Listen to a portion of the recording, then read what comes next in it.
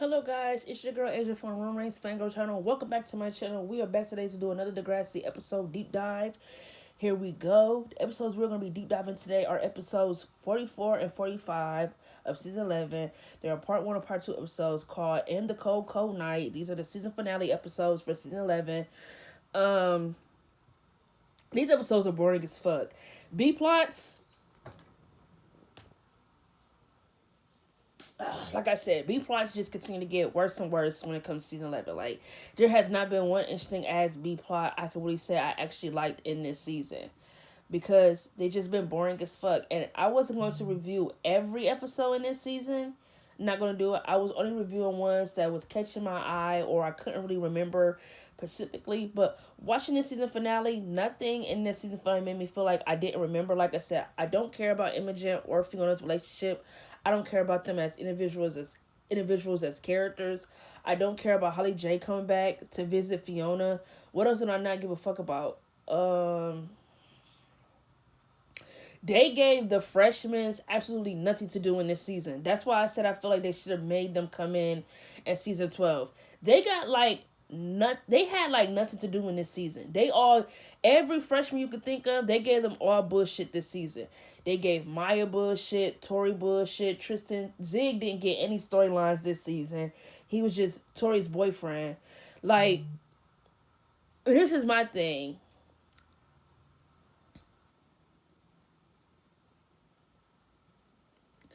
This is why I feel like Maya's character in season 13 and in season 14 really shine. Well, no, in season 12 too. Season 12, 13, and 14 is really what I feel like Maya's character shines bright. Because in season 11, they just made her character all about music, right? Just all about music. It's like, what else do we get to know about Maya other than her love for music? Like, what else can we learn about her? And I feel like season 12 was like where they were really opening that new chapter for her character. Because I feel like in season 12, you really saw that she really can fucking act and she really can bring a lot to the table. Like season 13, yes, there was some things where she was like working on her music, but it wasn't that wasn't just all for her character. A lot of people say they didn't like how they had her in so much like guy trouble, but that was entertaining. I'd rather have her be involved in a relationship with Miles or having to deal with a back and forth between him and Zig than constantly just having to be all about her music. Because that's literally what they did in Degrassi Next Class. Like in Degrassi Next Class, up until the bus crash happened, Maya didn't get any storylines other than being all about her fucking music. It's like, so everything y'all wrote for her character from season 12 to 14 is just gone. Like, she don't get no more storylines, no more good acting scenes. She just all about her music. It wasn't until season 3 and 4 where she was like, where she branched out more as a character in Next Class. Because in season 1 and 2, they just made her all about her fucking music.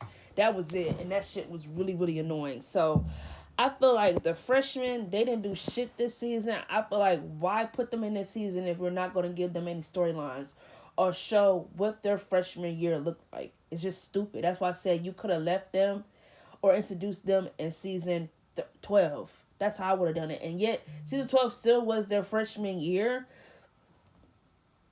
I don't know. Like I said, the B plots are just fucking terrible. And as far as the A plot, I guess the A plot will be considered the whole Claire wanted to do the winter Degrassi newsletter and having to ask everyone for help.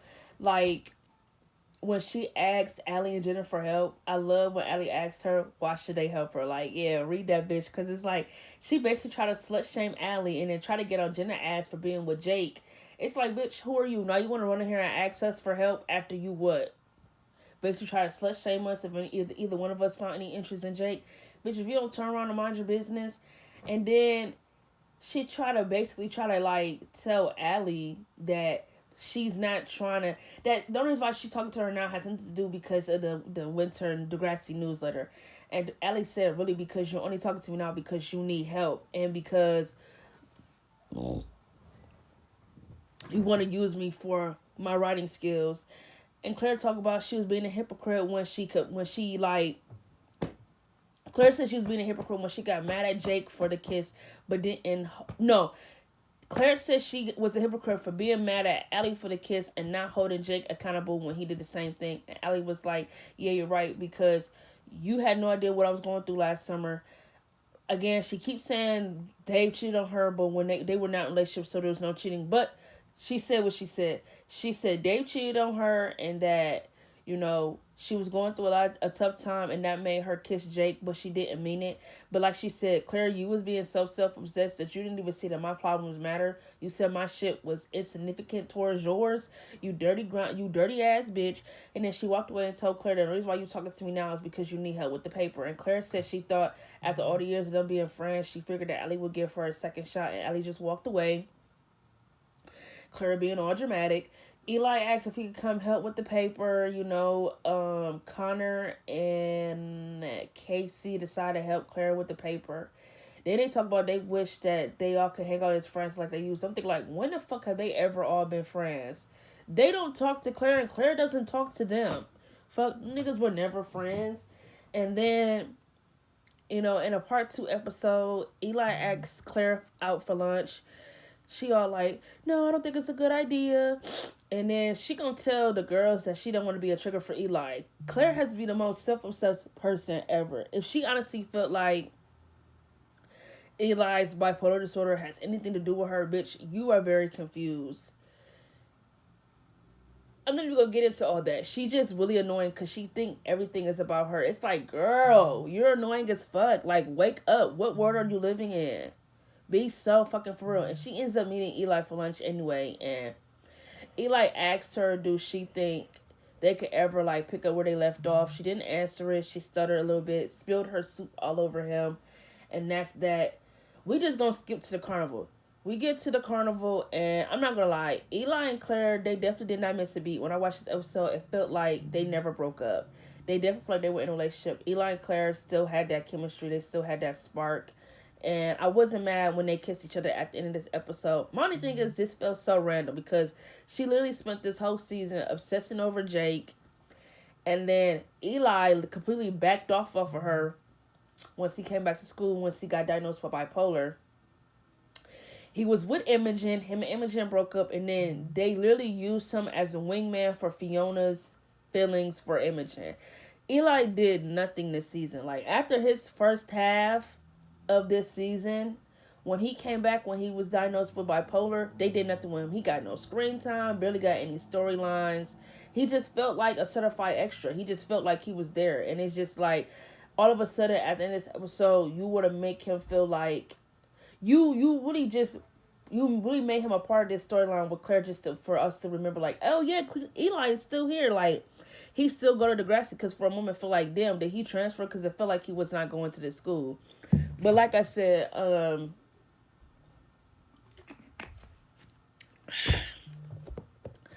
not mad at Claire and Eli getting back together at the end of this episode. Like I said, they feel like they really haven't missed a beat together as a couple. They were still very cute. Like I said, they still had that spark. They still had that chemistry. Eli wanted to make sure that Claire was serious when she said that she would be in a relationship with him again. He was going to New York for the break. That's really that. That's really that was all about in this episode. So, honestly, I'm going to have to grade this episode a 5 out of 10 because I would never go back and rewatch this finale again. Outside of Claire's build-up again, what else will make me want to sit down and watch this finale? A whole lot of nothing, honestly. A whole lot of nothing. This shit was really, really boring, and it's just making me feel like, what the fuck was the season finale for season 12? Because I'm sitting here and I'm trying to remember, and I really can't remember. Let me see. I'm gonna go to my girl playlist because, hold on, y'all. I'm gonna go to her playlist real quick and see what they are, because if y'all want me to, I can review the finale first before I get into all the other episodes for season 12. I can do that. Let's see. Season 12. Okay, season 12 finales are, I think, the prom episodes. So yeah, these gonna be the first episodes I'm gonna review for season 12 before I get into any of the other episodes, because when I say I don't remember these episodes at all, I really don't. So episodes 39 and 40, 39 and 40 of season 12 is called The Time of Life, part 1 and part 2 episodes are going to be the first episodes I review for season 12. As far as these episodes are concerned, for season 11, the cold night, very boring finale. Not a whole lot to talk about. 5 out of 10. Probably will never go back and rewatch them. Like I said, outside of Eclair's build up, what I'll be watching these episodes for. Don't care for Fiona. Don't care for Imogen. Don't care for their build up. Don't care for their relationship. Never care. Never going to care. That's really all I gotta say. Catch you guys in my next video.